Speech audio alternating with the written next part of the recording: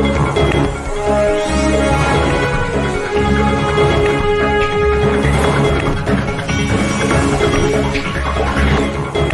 हिंद साथियों, अगर अभी तक आपने हमारे चैनल सोच से जंग को सब्सक्राइब नहीं किया है तो सब्सक्राइब जरूर करें और बेल आइकन दबाना ना भूलें ताकि हर लेटेस्ट धमाकेदार खबरों की अपडेट आप तक पहुंचाई जा सके।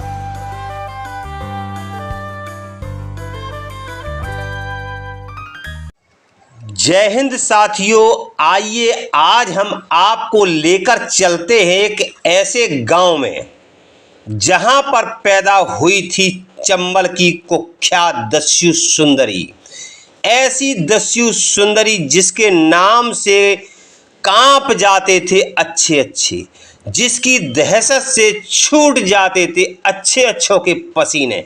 कहते हैं जुल्म करने वाला गुनहगार होता है, लेकिन जुल्म सहते हुए प्रतिकार न करने वाला भी कम गुनहगार नहीं होता है।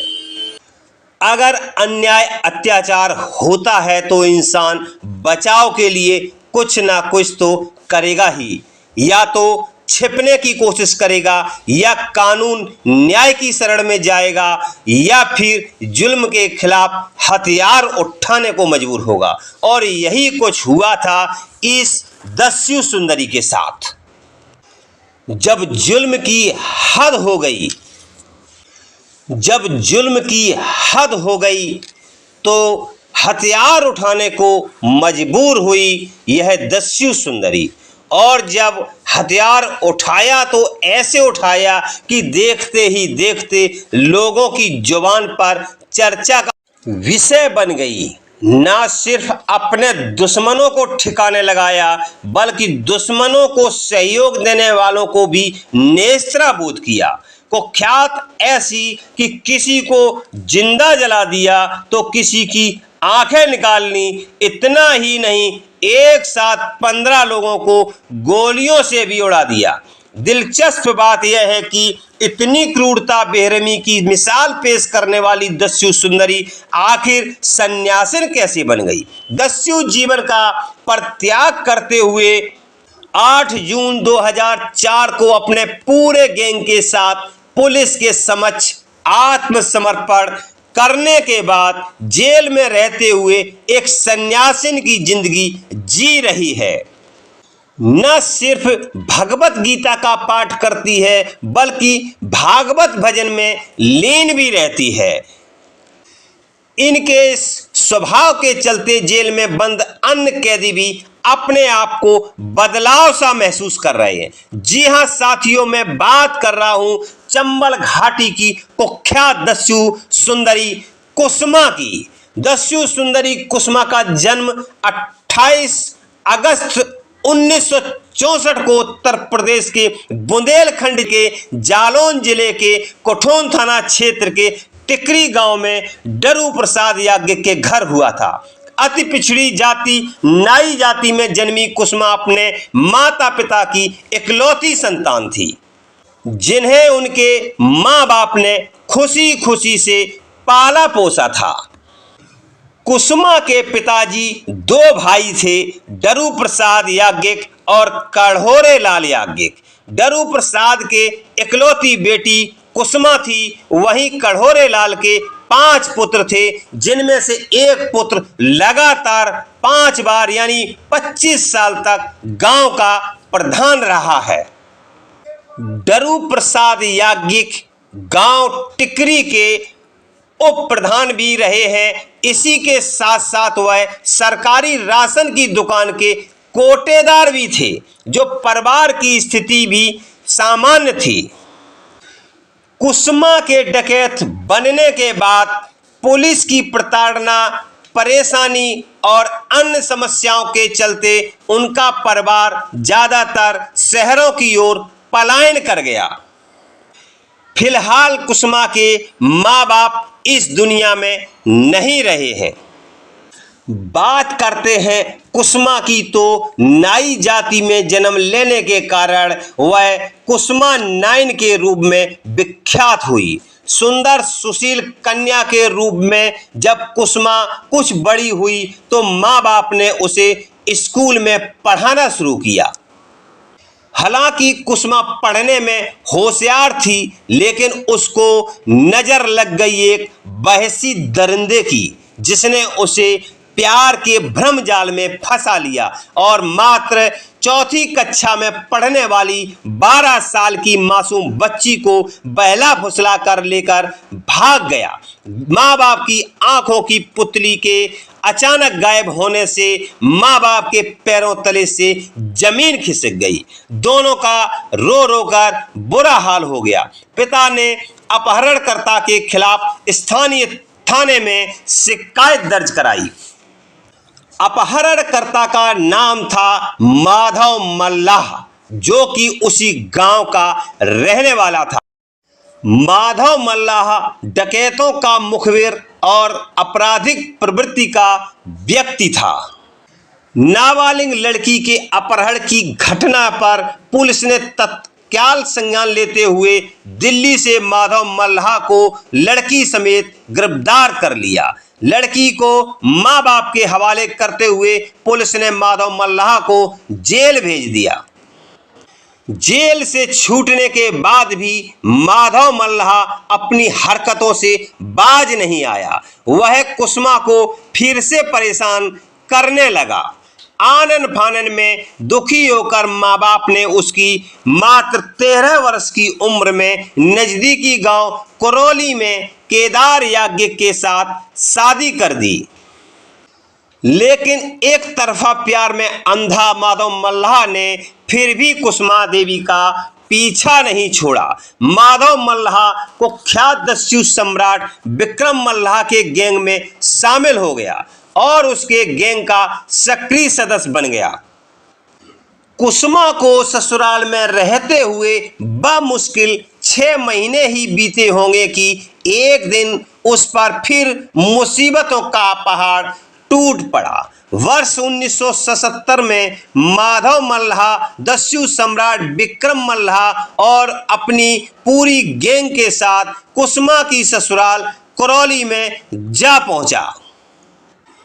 कुसुमा के पति केदार याज्ञ के साथ मारपीट करते हुए बंदूकों की नोक पर कुसुमा को उठाकर चंबल के बिहड़ों में ले गया।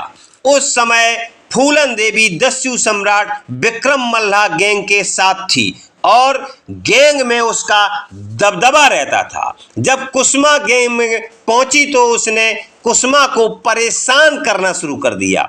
मौका पाकर कुसुमा भाग खड़ी हुई और उस समय के कुख्यात दस्यु सम्राट लाला राम के गिरोह में शामिल हो गई।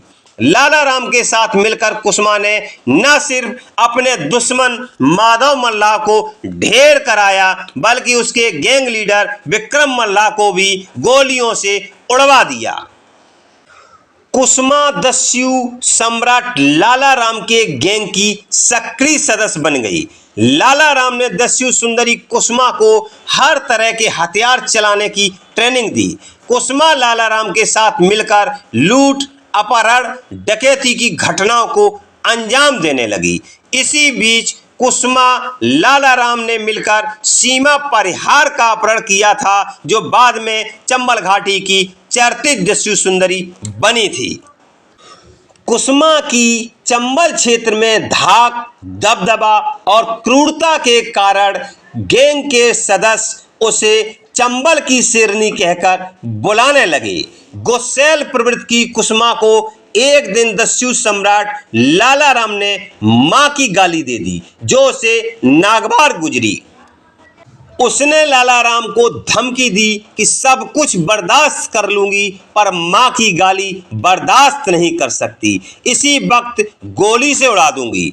लाला राम ने कहा कि मैंने तुम्हें जमीन से आसमान पर पहुंचाया है। तब कुसुमा ने कहा कि अब तुम्हारी औकात नहीं कि आसमान से नीचे ला सको। यह कहते हुए कुसुमा ने लाला राम के गिरोह को छोड़ दिया और दस्युओं के गुरु कहे जाने वाले चंबल घाटी के कुख्यात दस्यु सम्राट रामासरे तिवारी और फक्कड़ बाबा के गैंग में शामिल हो गई। कुछ ही समय में कुसुमा फक्कड़ बाबा गैंग में सेकंड पोजीशन पर पहुंच गई। कई सालों तक चंबल घाटी की जमीन पर विचरण करने वाली कुसुमा का जब बीहड़ों की कांटों भरी जिंदगी से मन उचट गया तो उसने दस्यु सम्राट रामाशरण तिवारी और फक्कड़ बाबा को पुलिस के समक्ष आत्मसमर्पण करने की सलाह दी, जिसे फक्कड़ बाबा ने सहज स्वीकार कर लिया। पुतलीबाई फूलन देवी के बाद तीसरी सबसे सशक्त कुख्यात दस्यु सुंदरी कुसुमा ने फक्कड़ बाबा और उस अपने गैंग के साथियों के साथ 8 जून 2004 को पुलिस के समक्ष आत्मसमर्पण कर दिया। हालांकि आत्मसमर्पण के समय कुसुमा ने शर्त रखी थी कि उत्तर प्रदेश के मुख्यमंत्री मुलायम सिंह यादव की उपस्थिति में ही वह आत्मसमर्पण करेगी, लेकिन व्यस्तताओं के चलते मुलायम सिंह यादव उपस्थित नहीं हो सके। 8 जून 2004 को मध्य प्रदेश के भिंड जिले के तत्कालीन पुलिस कप्तान के समक्ष कुसुमा ने अपने गैंग के साथियों के साथ आत्मसमर्पण कर दिया। उसके बाद से कुसुमा मध्य प्रदेश और उत्तर प्रदेश की अलग अलग जेलों में रहकर सजा काट रही है। कुसुमा को मृत्युदंड की सजा सुनाई गई थी, उसके बाद उसमें तब्दीली करते हुए आजीवन कारावास की सजा की गई। आज भी कुसुमा जेल में रहते हुए उम्र कैद की सजा काट रही। करीब 60 साल की हो रही कुसुमा अपनी बाकी जिंदगी समाज के बीच काटना चाह रही है। हालांकि सैन्य सविता नंद याज्ञिक श्रीवास समाज के कई सामाजिक संगठन उनकी रिहाई के प्रयास में लगे हुए हैं। बार बार मुख्यमंत्री, प्रधानमंत्री, राष्ट्रपति महोदय से रिहाई की गुहार लगा रहे हैं। तर्क भी दे रहे हैं कि जब चंबल घाटी की दस्यु सुंदरी फूलन देवी, सीमा परिहार, रेणु यादव, शीला जाटव आदि तमाम महिला डकैतों को रिहा किया जा सकता है तो कुसुमा को क्यों नहीं। और अब तो वह जिंदगी के आखिरी पड़ाव पर है। उसका जेल का जीवन भी काबिले तारीफ है। एकदम सन्यासिन की जिंदगी जी रही है। काफी समय से जेल की सलाखों के पीछे भी रह चुकी है। क्यों ना उसको जीवन दान दिया जाए ताकि वह अपनी बाकी जिंदगी समाज के बीच काट सके। फिलहाल न्याय देना, सजा देना, रिहा करना, जीवन दान देना सरकार का काम है। आपको दस्यु सुंदरी कुसुमा की स्टोरी कैसी लगी हमें कमेंट बॉक्स में अवश्य लिखें। और अगर अभी तक आपने हमारे चैनल को सब्सक्राइब नहीं किया है तो सब्सक्राइब जरूर करें और बेल आइकन दबाना ना भूलें ताकि हर लेटेस्ट धमाकेदार खबरों की स्टोरी आप तक पहुंचाई जा सके। मिलते हैं नए वीडियो में नई स्टोरी के साथ, तब तक के लिए जय हिंद।